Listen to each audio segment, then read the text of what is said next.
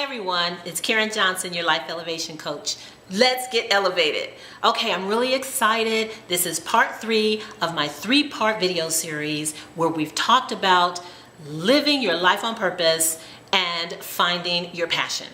So, just to sort of recap, in part 1, we talked about what does it really mean to live your life on purpose. We talked about figuring it out. What is that thing that drives you? What's the thing that gets you charged and energized? What is that thing that you used to think about doing before life got all in the way and got all messy? Find that thing. And I asked you to write 3 things down that excited you, and then cross out 2 of them and narrow it down to that very one thing, that thing that had your knees just sort of quivering and gave you the chill bumps. And I hope you did that.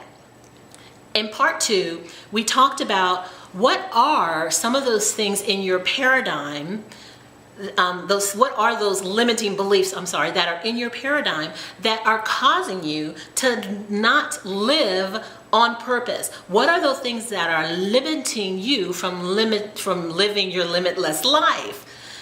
And we identified what some of them could possibly be. And I know I'm not alone in the struggle that I've had in my lifetime with those limiting beliefs flaring up and trying to stop me from living my limitless life. And I shared some of my stories with you about my teacher telling my mother in 3rd grade, pulling her in and sitting her down and telling her that, I think your daughter can read and she's sweet and she's cute and all those things, but I think she has a learning disability.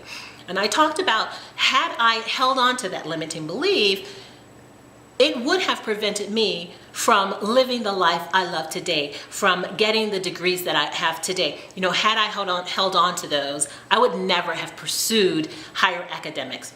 And I talked a little bit about my life and the fact that I was brought up, in struggle, and I'm very familiar with lack and not having.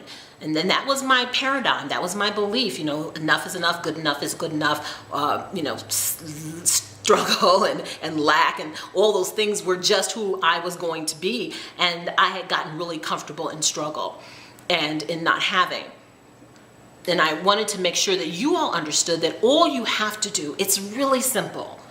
All you have to do is not get emotionally involved with that limiting belief. If it flares up, flip it. So what did I tell you? If you feel it, flip it. No matter what it is, whether you feel insecure or you feel not good enough, if you feel inferior, if you feel it, it's negative, it's a lie, I want you to flip it.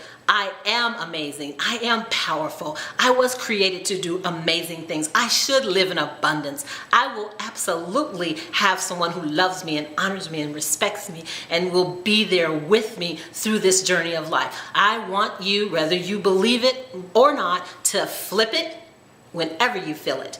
Because I told you before that our words are powerful. Our words are energy. And energy goes out into the universe and changes things. And if we can see it, because we see in pictures, if we can see it, we can be it.